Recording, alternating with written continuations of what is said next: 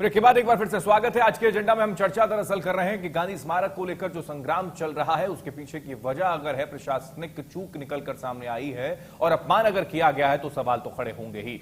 इसी पर कुछ मेहमान हमारे साथ जुड़े हुए हैं, सीधा उनका रुख करते हैं। लेकिन फिलहाल हमारे साथ मेधा पाटकर जी हैं, बड़वानी से सीधी हमारे साथ जुड़ गई हैं, सामाजिक कार्यकर्ता हैं। मेधा पाटकर जी, बहुत स्वागत है आपका इंडिया न्यूज में।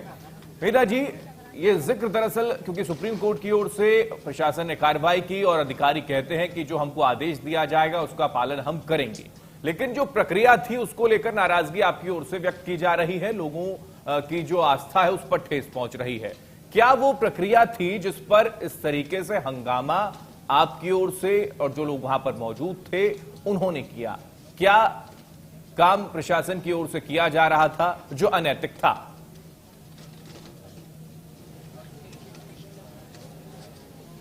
देखिए, इन्होंने एक तो रात में आना ही बिल्कुल गैर कानूनी है जी। और ये एक राष्ट्रीय धरोहर रही है महात्मा गांधी की समाधि। तो हम लोग कोई रात को तो नहीं आए, हम लोग उजाले में 6:30 बजे के बाद आए और एसडीएम सामने खड़े थे, टीआई सामने खड़े थे। बहुत सारी बहस होने के बाद उन्होंने वो शिला को वापस उस समाधि के स्थल के पास गड्ढे में नहीं पर बाहर रखा जी। और हमारी माता बहनें और भाई वहां होते हुए मैं थोड़ी देर के लिए बाजू में गई क्योंकि हमको अनिश्चितकालीन उपवास शुरू करना था जो अभी शुरू हुआ जी। तो इन्होंने बड़ा पुलिस फोर्स लाकर बेरहमी से महिलाओं को लाठियों से पीछे ढकेलकर घेरकर हमारे युवा कार्यकर्ताओं को मारपीट करते हुए जिस प्रकार से उस शिला को उठाया उस पर हमारा आक्षेप है। यही उनको सही सहमति से करना संभव होता और इतने सालों तक नहीं किया तो और कुछ दिन रुकते तो कोई दिक्कत नहीं थी। और हटाने की बात सुप्रीम कोर्ट के ऑर्डर के आधार पर अगर ये करना चाहते हैं तो पुनर्वास स्थलों का कार्य इनको पहले करना था।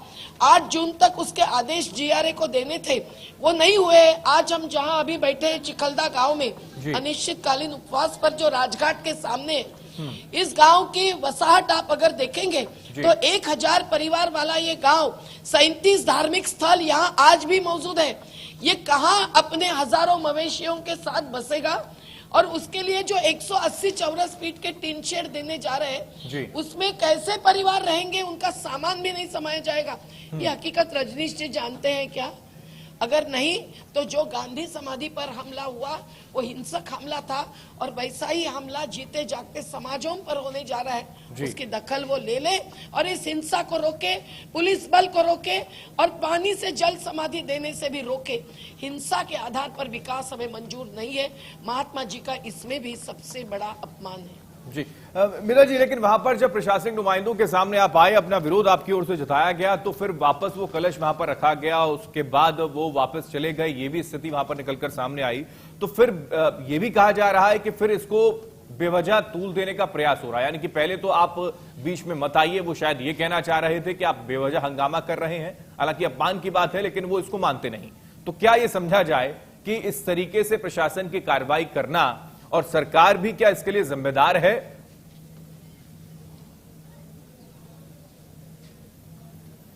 सरकार ही जिम्मेदार है और मैं अकेली नहीं थी वहाँ राजघाट के सैकड़ों बहनें भाई थे, बच्चे थे और इर्द गिर्द के तमाम गांवों के आस्था का वो एक केंद्र होते हुए वो भी वहाँ पहुंचे थे इतनी सुबह सवेरे।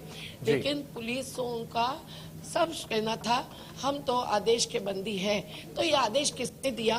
क्या वो पूरी कानूनी प्रक्रिया के साथ दिया? इसकी जांच होनी चाहिए।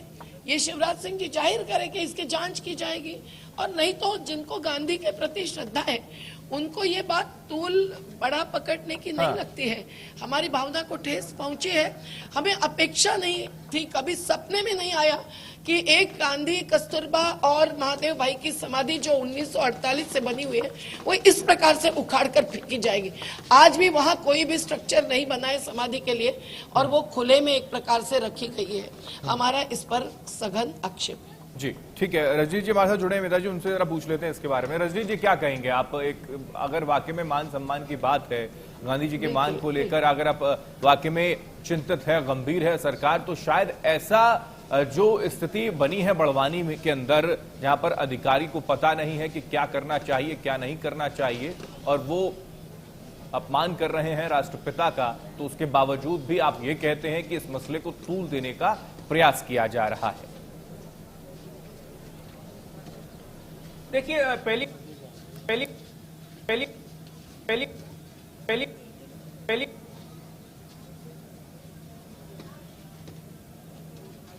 लगता है हमारा संपर्क रजनी जी से टूट गया है। भोपाल से हमारा संपर्क फिलहाल यहां पर टूट गया।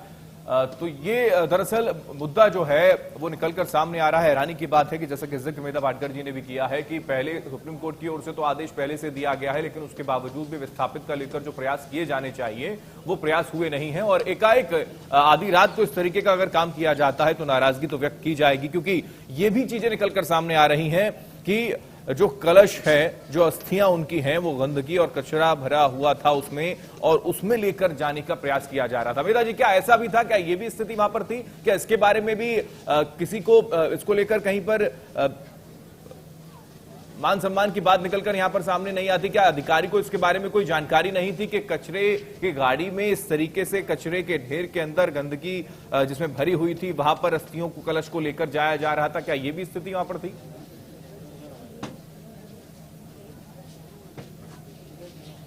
कचरा भरा हुआ नहीं था उस गाड़ी में, वो कचरा वहन करने वाला ट्रैक्टर और एक जेसीबी थी जिसमें कीचड़ पूरा भरा हुआ था। इसके पूरे फोटोग्राफ्स उपलब्ध है। हाँ। उसके साथ वो कलश को रखा गया था। अभी भी पता नहीं है कि पूरे कलश खोदे गए हैं कि नहीं। वहाँ के साधु संत भी हमारे साथ खड़े थे कुछ, और उनका भी कहना था कि क्या ये पूरी खुदाई हुई है, क्योंकि 3 कलश रखे वाला राजघाट एकमात्र है देश में। हाँ। जिसमें महादेव भाई देसाई की भी अस्थि रखी गई थी, और ये काशीनाथ दादा त्रिवेदी इंदौर के उन्होंने रखी थी, और उनके बेटे अनिल त्रिवेदी जी इंदौर के वरिष्ठ अधिवक्ता अभी आकर लोगों को संबोधित करके गए। हमारा अनिश्चितकालीन उपवास उनके ही समक्ष शुरू हुआ है, और हम लोगों को लगता है कि प्रशासन को या सरकार को अगर इसमें कोई गैर नहीं लगता तो वो साफ देश को कह दे कि इसमें कोई गैर नहीं था, कि रात को 3 बजे जेसीबी लेकर आकर उखाड़ कर महात्मा गांधी के अस्थि कलशों को वो ऐसी जगह पे रखे जहाँ भैंसे बांधी थी, न एक चबूतरा खड़ा था। अभी जल्दीबाजी में उन्होंने प्लास्टिक का पन्नी लगाकर कुछ आसरा तैयार किया है, और जबकि बात सालों की है, और जैसे इंसानों को पुनर्वसित नहीं किया, भगवानों को, अल्लाहों को पुनर्वसित नहीं किया, वैसे ही महात्मा गांधी जी के अस्थि कलश को भी पुनर्वसित न करते हुए अभी इस प्रकार की जल्दीबाजी में अपमानजनक बात उन्होंने की है। जी, मेधा पाटकर, जब उनको हमारी बात गलत लगती है वो कह दे देश आगे की क्या स्थिति है, क्योंकि आप अनिश्चितकालीन जो धरना है आपकी ओर से, उपवास जो है वो दिया जा रहा है, उसकी शुरुआत आपने कर दी है, और आगे जब इस तरीके का अपमान देश के राष्ट्रपिता के साथ हो रहा है, क्योंकि आपने भी जिक्र किया कि जब लोगों को विस्थापित नहीं किया गया, पुनर्वास उनका नहीं किया गया, मंदिरों का नहीं किया गया, तो महापुरुषों के साथ इस तरीके का अपमान नहीं किया जाना चाहिए था। ऐसी जल्दबाजी की क्या आवश्यकता थी? अब इस पर आगे क्या स्ट्रेटेजी आपकी रहने वाली है?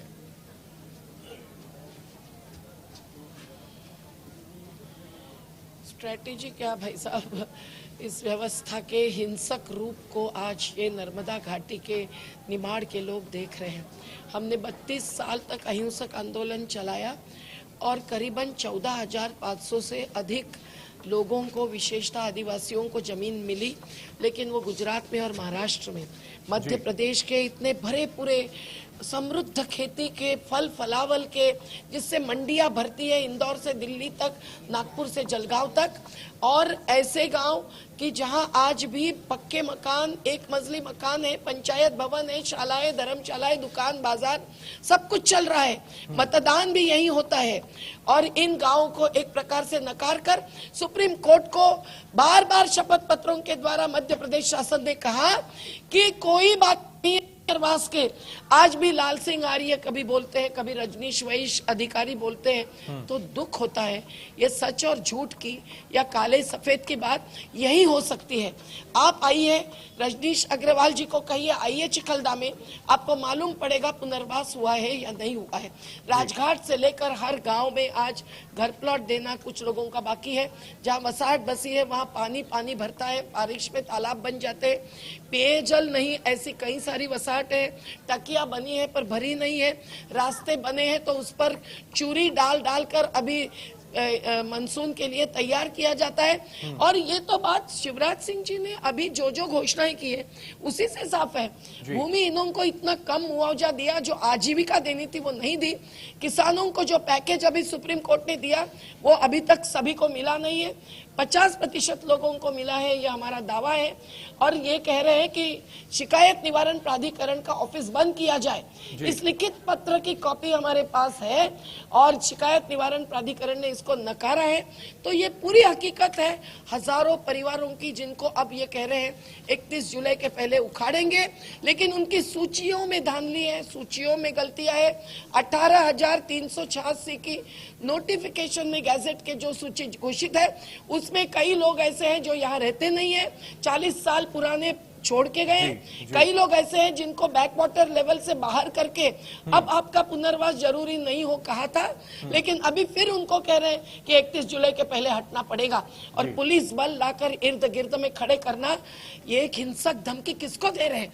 अहिंसक आंदोलन के साथ इस प्रकार का व्यवहार किसी राजनीतिक दल ने और सरकार ने नहीं करना चाहिए। विपक्ष का कर्तव्य बनता है इसको उठाना, वो उठा रहे हैं। कांग्रेस के साथ साथ JDU, CPI, CPM, Trinamool Congress, Samajwadi party के कुछ लोग, इन सब ने जो आवाज राज्यसभा में उठाई और जो विधानसभा में भी कल आवाज उठी, उसके लिए हम शुक्रगुजार हैं। क्योंकि जनतंत्र में अगर अहिंसक आंदोलन की आवाज नहीं सुनी जाती तो हर राजनीतिक जनतांत्रिक मोर्चे पर अब इस पर बहस होनी चाहिए कि क्या गुजरात को आज पानी की इतनी जरूरत है, जब वहां आर्मी लाकर पानी का हाहाकार हो रहा है और लोगों को पहले उजाड़ा वहां जा रहा है हमारे पहले। और बिजली की जरूरत मध्य प्रदेश को नहीं है। बरगी जैसे जो प्लांट सरकारी है वो बंद रखे गए हैं, ज्यादा बिजली है बेची नहीं जा रही है। झाबुआ पावर प्लांट जैसे निजी पावर प्लांट से महंगी बिजली बिना कारण खरीद कर रहे हैं। तो भ्रष्टाचार यहाँ भी है वहां भी है, और राजनीतिक स्वार्थ अगले साल के गुजरात के चुनाव का, उसके हमें कोई परवाह नहीं है। हम कोई उनके प्रतिस्पर्धी चुनाव में नहीं है। हमारा सभी राजनीतिक दलों को विनंती और ऐलान है और समाज को भी कि इस विनाश को रोके। इस साल पानी भरने की जरूरत नहीं है। कच्छ सौराष्ट्र की तरफ पानी जितना चाहिए मोड़े और पुनर्वास होने के बाद जरूर आप पानी भर सकते हैं। बिल्कुल, लेकिन वेदा जी, ये जब चीजें निकलकर सामने आती हैं, जैसा कि आपने भी जिक्र किया कि विपक्ष ने इस मुद्दे को सदन में उठाने का प्रयास किया, लेकिन वहां पर चर्चा इस मुद्दे को लेकर ईमानदारी के साथ नहीं हो पाई। और यही स्थिति आपके साथ भी है कि आप भी इसको लेकर कई सालों से प्रयास कर रहे हैं, लेकिन वो पूरा होता नजर नहीं आता, कोई भी समाधान, बीच का कोई रास्ता निकलकर सामने नहीं आ रहा। तो इसके पीछे की वजह क्या है? क्या वाकई में ये एक सवाल खड़ा होता है, सरकार की मंशा नहीं है पुनर्वास करने की? क्योंकि जो पुनर्वास हुआ है उसकी हकीकत आप बता रही हैं, वहां पर आप मौजूद भी हैं, ना पानी है ना ही सड़कें बेहतर बनी हुई हैं। तो क्या ये समझा जाए, क्या ये स्थिति है प्रदेश के अंदर?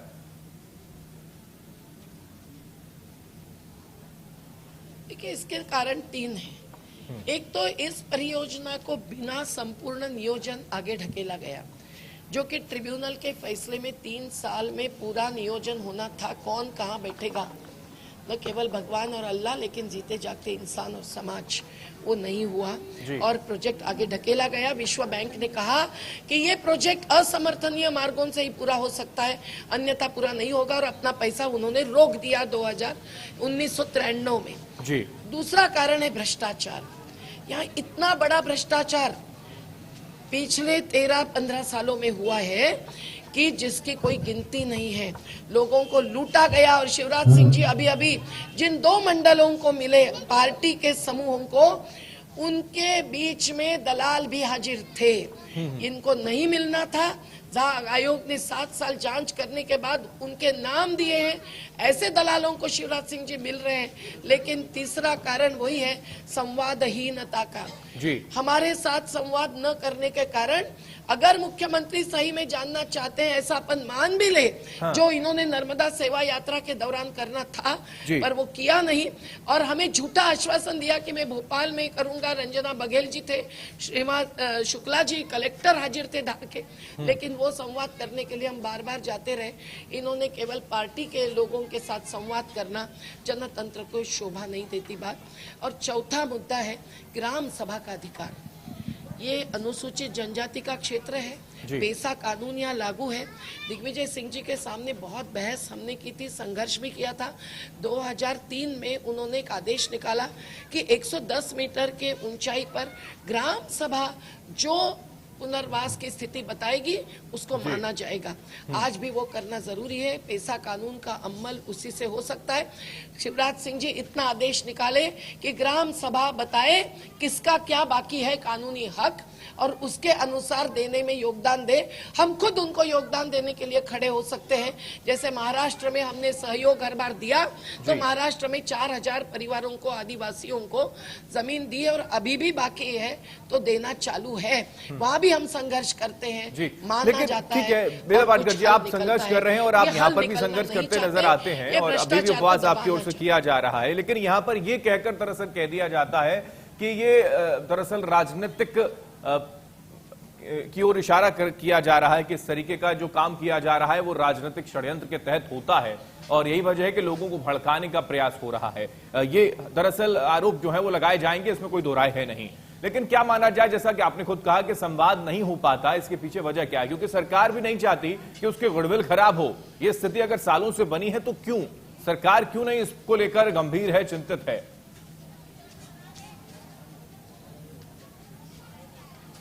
हमारा यही सवाल है भाई साहब, क्योंकि लोग क्या इतने बुद्धू नहीं है कि हमारे जैसे सत्ताहीन लोगों से वो भड़काए जाए। इन्होंने तो अपने सभी पटवारी, सभी शिक्षक, सभी पशु अधिकारी सबको लाया और गांव में छोड़ा छू करके और 2 लाइन के वचन पत्र पहले बनाए थे कि मैं 15 जुलाई के पहले मेरा निवास खाली करने के लिए तैयार हूँ, नियमानुसार सरकारी लाभ लेने के लिए तैयार हूँ। इससे फंसाया जाता था। जो आदेश अभी निकाला है वो 1/3 घर प्लॉट देने की बात कर रहा है। जी जी, जिनको इन्होंने गैर कानूनी रूप से पैसे देकर घर प्लॉट से वंचित किया, उनको अभी वो घर प्लॉट वापस देने की बात कर रहे हैं, वो 1/3 क्षेत्र का। ये क्यों? कौन से कानून में लिखा है? समतलीकरण के लिए 20,000 रुपया अभी देना, इसका मतलब है कि बसाहटे कई जगह समतलीकरण की हुई नहीं है। लोग काली कपास के मिट्टी में घर बांधने के लिए 3 लाख लेकर हाथ में नहीं बैठे हैं। यहाँ 60% भूमिहीन, मछुआरे, कुमार, दुकानदार सबको ही है। केवट नावड़ी वाले हैं, इनको सबको आजीविका देने का एक्शन प्लान सुप्रीम कोर्ट में 1993 में डाला, उसका आज तक अमल नहीं हुआ। अब फिर आश्वासन मिले हैं, कहा दिया है मछुआरों का अधिकार। हमारी 17 कोऑपरेटिव्स प्रस्तावित है, पंजीयन तक नहीं किया मध्य प्रदेश में, जबकि महाराष्ट्र ने अधिकार भी दे दिया। तो एक एक मुद्दे पर अगर सामने बैठेंगे, मैं तो आपको भी ऐलान करूंगी कि इनको हमारे साथ साथ सामने सामने बिठा के बात करवा दीजिए। अभी तो मैं अनिश्चितकालीन उपवास पर हूँ, पर एक बार पूरे समाज के सामने भोपाल में, इंदौर में अगर पब्लिक डिबेट करने की तैयारी है तो हम तैयार हैं। उन्हें पूछिए। ठीक है, बिल्कुल। हमारे साथ फोन लाइन पर है रजनी अग्रवाल जी, प्रवक्ता है बीजेपी से, उनका रुख करते हैं। रजनी जी, क्या कहेंगे? संवाद तक नहीं हो पाता, इतनी संवेदनहीन सरकार है कि संवाद करने का प्रयास मेधा पाटकर जी पिछले कई सालों से कर रहे हैं, जिसका जिक्र दरअसल दिग्विजय सिंह भी कर चुके हैं। लेकिन यह स्थिति प्रदेश के अंदर बनी है कि पुनर्वास को लेकर अगर कोई हंगामा या फिर कोई आवाज उठाई जा रही है तो उनकी आवाज तो कम से कम सुन लें, उनसे बात तो कर लें, संवाद तो कर लें। मेधा पाटकर जी हमारे साथ मौजूद है, कह रही हैं रजनी जी। देखिए हेमंत जी, इस पूरे मसले पर लगातार संवाद हुआ है। वहां जो पुनर्वासित होने वाले जन हैं उनके साथ भी संवाद हुआ है, बात हुई है और यहां तक कि प्रशासनिक प्रक्रिया या न्यायालयीन प्रक्रिया के तहत भी संवाद हुआ है। इसमें कहीं कोई दो मत नहीं है। मेधा पाटकर जी जिस संवाद की बात कर रही है वो अलहदा है, वो एक अलग है, अलग प्रकार से वो संवाद की बात कर रही है। उनके मसले मुद्दे सदा से रहे हैं, वो न्यायालय में भी गई है, कई बार वो लड़ाई वहां भी लड़ी है। लेकिन मानवीय दृष्टिकोण के आधार पर पूरा विस्थापन हो, ये मुख्यमंत्री शिवराज जी की मंशा रही है और इसी मंशा का पालन करने का उन्होंने निर्देश कैसा हुआ है, पीने का पानी नहीं है, चलने को सड़क नहीं है, इसका भी जिक्र मेधा पाटकर जी कर रही हैं, वो ये भी कह रही हैं और इसी को लेकर वो संवाद करना चाहती है, लेकिन शायद उस पर संवाद करने को तैयार नहीं। मैंने उनकी बात सुनी है हेमंत जी, अब मेरी बात सुन लीजिए, आप उनकी बात को मत दोहराइए हेमंत जी, मेरी बात भी सुन लीजिए। उन्होंने जो कहा है मैंने सुना है। दूसरी बात यह है कि जो बुनियादी सुविधाएं देना चाहिए, जिसके लिए यह वचनबद्ध है सरकार, व्यवस्था वचनबद्ध है, वो व्यवस्थाएं लगातार जुटाई गई हैं, दी गई हैं। मुआवजा की राशि भी जो मापदंड है उनके आधार पर दी गई है। लगातार वो कवायदे और मेधा पाटकर जी लगातार वो आंदोलन कर रही हैं। देखिए, कोई भी मनुष्य जब अपना लंबे समय से, लंबी पीढ़ियों से वहां रहता है, उसका जब पुनर्वास होता है तो मन आहत होता है, कष्ट होता है, इससे इंकार नहीं है। कई प्रकार की अपनी खुद के घर, मकान, मवेशी छोड़ते हैं तो दिक्कत होती है, पड़ोसी बदल जाते हैं, दिक्कत होती है, एक बहुत बड़ी वेदना होती है, उससे इंकार नहीं है। लेकिन एक बड़े कौज के लिए, बड़े उद्देश्य के लिए जब इस प्रकार का काम होता है तो वो बात भी कहीं ना कहीं अब समझाने की होती है, भावनाएं भड़काने की नहीं। दूसरी बात यह है कि लगातार इस पूरे सरदार सरोवर मामले में कोई आज का मसला नहीं है, ये लगभग 3 दशक होने को आ रहे हैं और लगातार न्यायालय, प्रशासन, व्यवस्था, समाज, तमाम प्रकार की प्रक्रियाएं संगठनों से होकर गुजरे हैं। मुझे लगता है अगर अभी भी कोई कमी पेशी है तो मानवीय दृष्टिकोण से उसका भी निदान होगा, क्योंकि हम लोकतंत्र में जनता के बीच से ही चुन के आते हैं। हम आज कुकर मुक्ति की तरह उगी हुई पार्टी नहीं है कि आज हम अगर सरकार में हैं कल हमें उनके बीच में नहीं जाना है, उनसे संवाद नहीं करना है, बात नहीं करना है, ऐसा भी नहीं है। वो इसी मध्य प्रदेश के नागरिक हैं। इस नाते मध्य प्रदेश के मुख्यमंत्री शिवराज जी ने पूरे मानवीय दृष्टिकोण से इस पूरे पुनर्वास का काम को लेकर निर्देश आदेश दिया है। मुझे लगता है कि उसी दृष्टिकोण से सारी बात ठीक है, लेकिन फिर भी जो है संवाद, मेधा पाटकर जी बार-बार ये कह रही हैं कि फिर भी संवाद उनके साथ नहीं हो पाया सूबे के मुखिया शिवराज सिंह। ठीक है, सुन लेते हैं मेधा जी, जवाब ले लेते हैं रजनी जी इसका। मेधा जी, क्या कहेंगे आप कि सब कुछ तो ठीक है, फिर क्यों तूल देने की कोशिश? यही कह रहे हैं रजनी जी। तो रजनीश जी, जरा आपके जिलाधीशों से पूछिए कि कितने पुलिस यहाँ लाकर रखे हैं गांव को खाली करने के लिए। क्या ये हिंसक नहीं है? ये गांव को घरों से निकालकर ऐसे गांव जहां 38 गांव में ही हजारों परिवार हैं, करीबन 15,000 के पास, और 99,000 मवेशी है, 88,000 से अधिक पेड़ है। और बेचारे गहलोत साहब को ऐसी झूठी खबरें दी जाती है कि वो बोलते हैं कि हर गांव में 2-2, 3-3 पेड़ बचे होंगे और कुल मिलकर 200-300 लोग बचे हैं।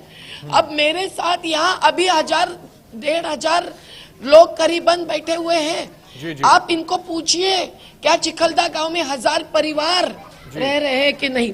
दूसरी बात कि आप जो कह रहे हैं कि सब कुछ कोर्ट में होता है, तो हमारा यही तो मानना है कि 2000, 2005 और 2017 3 मुख्य आदेश जो मिले हैं कोर्ट से, जिसमें इनका जीरो बैलेंस झूठा साबित हुआ, पुनर्वास सबका नहीं हुआ है वो साबित हुआ। और ये 5.5 लाख रुपया दे रहे थे। सुप्रीम कोर्ट ने किसानों को जमीन के बदले 60 लाख रुपया दिया, पर इन्होंने आधे लोगों को देकर बाकी सब फाइलें दबा के रखी है जीआरए में। ये जवाब नहीं देते।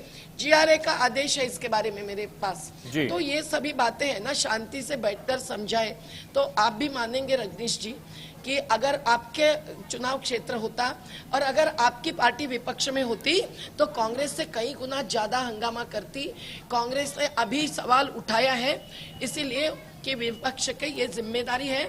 और यहाँ बहुत बड़े पैमाने पर अन्याय हो रहा है। गुजरात की बात आप कर रहे हैं, गुजरात कंपनियों को पानी ज्यादा दे रहा है, कोका कोला को 30 लाख लीटर प्रति दिवस मध्य प्रदेश की कीमत चुकाकर 60 लाख लीटर कार इंडस्ट्रीज को प्रति दिवस। आपको ये मालूम है कि लाखों हेक्टेयर सिंचाई क्षेत्र गुजरात ने कम कर दिया।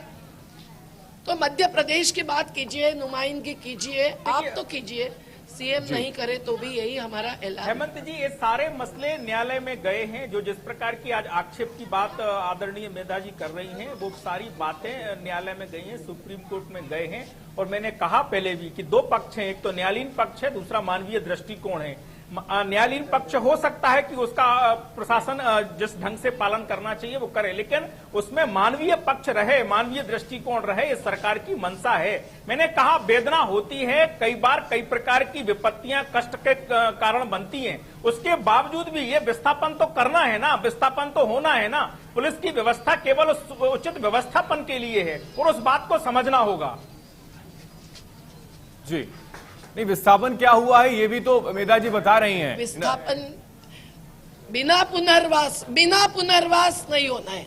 ट्रिब्यूनल के फैसले में क्लॉज 11, सब क्लॉज 4, बिल्कुल सब मैंने कहा कि दोनों पक्ष उसमें काम कर रहे हैं, बिना कभी भी बात कर रहे हैं। नो इवेंट कैन न्यायालयीन व्यवस्था भी काम कर रही है और मानवीय दृष्टिकोण भी काम कर रहा है। कौन सा मानवीय दृष्टिकोण में मानवीय पक्ष की हमने अवहेलना नहीं की है। शिवराज सिंह बोलते हैं पर करते नहीं है। देखिए, उस मुख्यमंत्री जी जो बोलते हैं वही करने के लिए व्यवस्था भी बाध्य है, कार्यपालिका भी बाध्य है, वहां के अधिकारी कर्मचारी भी बाध्य हैं। मैंने कहा ना कि वो भी मध्य प्रदेश के नागरिक हैं जी। हम कोई पहली बार वहां इस प्रकार का संवाद नहीं कर रहे हैं। हमें लगातार उनके बीच में जाना है, उनके बीच में रहना है। ये आंदोलन आज की प्रक्रिया हो सकती है, आने वाले समय की नहीं। केवल पार्टी के लोगों को बुलाना। रजनीश जी, मैं देश भर जाती हूँ, के बीच में पार्टी केवल थोड़ी चुनी जाती है मेधा जी। हम जनता के बीच में रहने वाले लोग हैं, मुख्यमंत्री जी, लेकिन कोई मुख्यमंत्री केवल पार्टियों से बात नहीं करते। को समझते हैं मेधा जी, ये केवल परिवारवाद हमको ऐसा भी नहीं है, ऐसा भी नहीं है। चलो ठीक है, ठीक है रजनीश जी, ये जो मसले हैं बहुत पुराना है और इस चीजों को मानने को आप तैयार होंगे नहीं, क्योंकि आप प्रवक्ता हैं बीजेपी के, तो उनकी बात करेंगे। ठीक है भूपेंद्र जी, लेकिन एक बात मेधा जी ने यह भी कही कि जिस मजबूती के साथ विपक्ष को इस मसले को उठाना चाहिए था, शायद उस मजबूती के साथ नहीं उठा पाई है कांग्रेस। यही वजह है कि ये जो मसला है, ये जो परेशानी है, ये जो दिक्कत है वो खत्म नहीं है। अभी उठाया है, अब उठाया है, ये जिक्र मेधा जी ने कहा, मेधा जी ने किया है। भूपेंद्र जी, देखिए क्या है, ये अभी कौन उठा रहा है इस मसले को? मैं आपके सामने बैठा हूँ और जो सवेरे जो है 5 बजे हमारा ये इशू हमने उठा दिया, हमारा बयान चला गया और हम पूरी पार्टी हमारी जो है इसमें सक्रिय है। तो ये कौन उठा रहा है? कौन लोग, जब आप लोग जल समाधि ले रहे थे तो कौन पार्टी आपके साथ खड़ी थी? हम ही तो खड़े थे ना। और आज मैं ये कहना चाहता हूँ कि इसे हटा दीजिए, कांग्रेस ने क्या किया नहीं किया। आज सबसे बड़ा वो बुनियादी सवाल है कि एक चुनी हुई सरकार 13 साल से बार बार सुप्रीम कोर्ट में झूठी सिद्ध हो रही है। उसको इस बात पे तो गैरत आनी चाहिए कि सुप्रीम कोर्ट उसको बार बार ये सिद्ध करके कह रहा है कि तुम झूठ बोल रहे हो, तुम गलत बोल रहे हो, तुमने पुनर्वास का संपूर्ण नहीं किया है। इस पर तो सरकार को लज्जा आनी चाहिए। आप किस प्रशासन की और किस व्यवस्था की बात करते हैं जिसको सुप्रीम कोर्ट, देश का सुप्रीम कोर्ट निर्देश देता है और वो उसकी पूर्ति नहीं करता है? आज ये पेशा कानून किसने लागू किया? सुप्रीम कोर्ट ने लागू किया है और आप उसकी लगातार अवमानना कर रहे हैं। आप उसको लगातार जो है कचरे के ढेर में फेंक रहे हैं। ये मध्य प्रदेश सरकार अगर कर रही है, इसकी जिम्मेवारी किसकी है? शिवराज सिंह इस जिम्मेवारी से बच सकते हैं क्या? केवल भाषण देना और जुमले फेंकना और लोगों के कंधे पे हाथ रख के जो है हाथ फेर देना, ये जो है शासन व्यवस्था नहीं है, ये प्रशासन नहीं है। आप उन्हें डिलीवर करिए, नहीं तो गद्दी छोड़िए। और अगर आप डिलीवर नहीं कर सकते और आप पूरे देश में ये धंधा कर रहे हैं, आपसे मैंने अभी बताया सागर विश्वविद्यालय में किस तरीके से जवाहरलाल नेहरू की मूर्ति इन्होंने तोड़ी थी। मैंने आपको बताया पूरे देश के अंदर जो राष्ट्रीय स्मारक हैं उनके नाम बदलने की चेष्टा ये सरकार कर रही है। आप महापुरुषों के साथ ये कर रहे हैं। आप उस देश में जहां पर लोकतंत्र स्थापित हुआ है, पूरे 135 देश जिस गांधी की पूजा करते हैं, उस ब्रिटिश पार्लियामेंट ने गांधी की मूर्ति लगा रखी है जो हमें गुलाम बनाए हुए तो कहता है हमारा सूरज नहीं डूबता है। आप उसका अपमान कर रहे हैं। इसकी इजाजत इस देश में नहीं दी जा सकती है और इस तरह से दानवीय तरीके से जो है शासन व्यवस्था नहीं चल सकती है। आप जब मानवीयता की बात करते हैं तो आपका मानवीय चेहरा दिखाई पड़ना चाहिए। आप लोगों के साथ किस तरीके का व्यवहार कर रहे हैं? आप जाके देखिए, अगर मुआवजा नहीं मिला है, जो लोग विस्थापित हुए वो जीवन से विस्थापित हो गए, उनके जीने मरने, उनके रोजगार, उनकी व्यवस्था, उनके परिवार, उनके बच्चों की शिक्षा क्या दिया है आपने? और आप उस पर जो है सुप्रीम कोर्ट में जाके झूठ बोलते हैं। बार बार सिद्ध होता है कि आप झूठ बोल रहे हैं और बार बार आप फिर वही करते हैं काम। जवाब है क्या रजनीश जी? जवाब है क्या? सुप्रीम कोर्ट में भी झूठा साबित हो रहे हैं इतने सालों से। जवाब है क्या इसका? देखिए दीजिए। ठीक है, ठीक है भूपेंद्र जी, जवाब मुझे लगता है कि ये तो इनके कोर्ट से देखिए हेमंत जी, केवल सारी चीजें इनकी कोर्ट से नहीं चलेंगी। सुप्रीम कोर्ट में एक सरकार फेस करती है, कोई बात रखती है तो सरकार वहां से गायब नहीं हो जाती। सरकार लगातार कमिटेड रहती है संविधान की व्यवस्था के तहत किसी भी न्यायालय में, चाहे हाई कोर्ट हो या सुप्रीम कोर्ट हो। उस बात को समझना होगा। दूसरी बात, ये महापुरुषों के अपमान की बात कर रहे हैं, वो कांग्रेस गांधी की बात कर रही है जिसकी विचारों की हत्या सबसे पहले कांग्रेस ने की। ठीक है रजनीश जी, लगातार एक कमेंट दे दीजिए मेरा बार बार जिक्र कर रही है कि हमारे से संवाद आप नहीं करते। महापुरुषों का अपमान ना है, इनको केवल सोनिया गांधी, राहुल गांधी, राजीव गांधी, इंदिरा गांधी, केवल ये गांधी नहीं है। महात्मा गांधी को राष्ट्रपिता, देश की राष्ट्रपिता का अपमान का मामला है।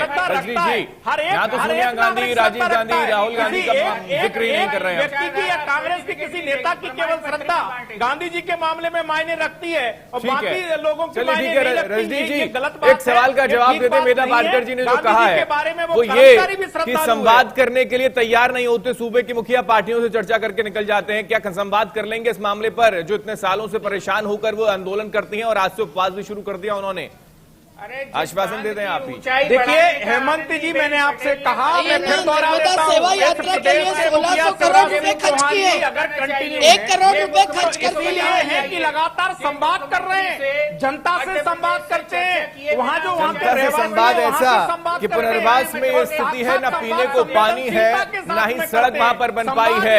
ये संवाद है रजनी जी, ये स्थिति है। जरा जाकर देखिए वहां पर क्या स्थिति है। उपवास करने पर जो मेघा पाटकर जी बैठी हैं, तमाम लोग जो वहां पर संघर्ष कर रहे हैं, वो जरा देखिए, उस पीड़ा को जरा समझिए बारीकी से। ठीक है, वक्त भी कमी है, चर्चा का विराम याद देना होगा। रजनी जी माफी के साथ रोकूंगा, भूपेंद्र जी आपको माफी के साथ यहां पर रोकूंगा। बहुत शुक्रिया हमारे साथ जुड़ने के लिए। मेघा पाटकर जी आपका बहुत शुक्रिया हमारे साथ जुड़ने के लिए और तमाम जानकारियां हम तक पहुंचाने के लिए। कुल मिलाकर ये अगर स्थितियां अगर बनी हुई है प्रदेश के अंदर, तो सवाल यह खड़ा होता है कि क्या वाकई में एक तरफ कोर्ट की ओर से भी बार बार फटकार लगाई जाती है, झूठा सरकार वहां पर साबित हो जाती है, लेकिन उसके बावजूद भी क्या सरकार गंभीर नहीं है, चिंतित नहीं है पुनर्वास को लेकर? क्योंकि आज भी स्थिति यह बनी हुई है कि जो सालों से संघर्ष दरअसल किया जा रहा था, वो संघर्ष आज भी लोग वहां पर करते नजर आते हैं। और सवाल यह खड़ा होता है कि उन लोगों से संवाद करने की भी जहमत सरकार क्यों नहीं उठाती? लोगों को लेकर पुनर्वास सही तरीके से नहीं हो पाया, तो यहां पर दरअसल जो मामला निकलकर सामने आया महापुरुषों को लेकर कि उनका अपमान भी किया जा रहा है,